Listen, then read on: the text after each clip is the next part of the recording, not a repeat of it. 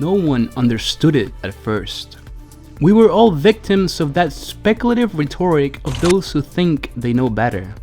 And not because of education or experience, rather because they had already found themselves on the same chair made for them long before their existence in this world. A chair already bid for, with the unrivaled eloquence that a fortune speaks. But once it happened, we knew, as we now know, now knowing that this is not our place anymore. We didn't understand them at first, and it's true, their countenance proved our fears real. Some couldn't handle it, and weeping they would pray until the very gods to which they once belonged, now in turn, witnessed them become the very virgin lambs that now lay before these horned devils, ripe for a bite. Others rebelled, and among clandestine circles they spoke of upheaval and revolution, usually making plans only after the third down shot. But who could blame them? Seeking their liquid courage, their actions would never make a difference. When the enemy is not human, what hope is there? When everything we think real is but a simulation, what for the hope of a better tomorrow? What if this hope for futures yet lived is the very illusion simulated for us all? What if the emotion we feel is the very currency exchanged for dimensional densities otherwise unknown, otherwise unseen? With my eyes shut and my limbs tied, I let go, surrendering to the divine. And into this abyss I dive, expecting to live the fall, not the landing. And it's funny how only once when fallen do we begin to understand the meaning of our standing. To not choose is a choice, they say. And in this spiritual warfare, not choosing is going against humanity.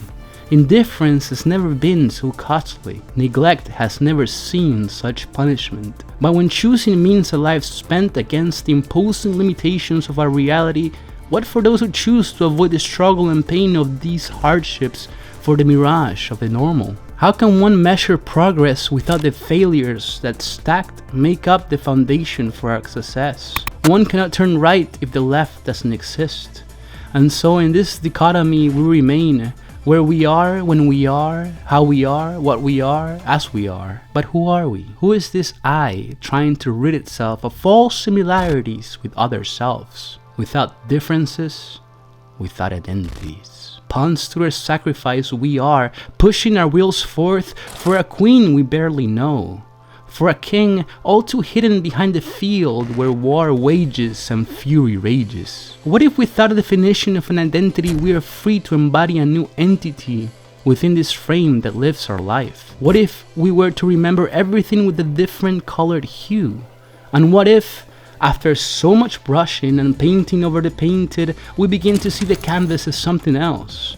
As something all too different from what was? It would be something new, so that from memory we beget an identity, not from the actions taken, but by the remembrances of the consequences explicit and implicit in each experienced event. To rewrite our life stories is to learn how to remember everything differently from the biases ingrained in our consciousness. But how many lies can you feed the human mind before it begins to doubt the very physical experience, its own reality? And how many more lives does it take for a human to begin to believe that nothing is real, not even this existence, that charges us feelings felt and emotions spent for our own experience?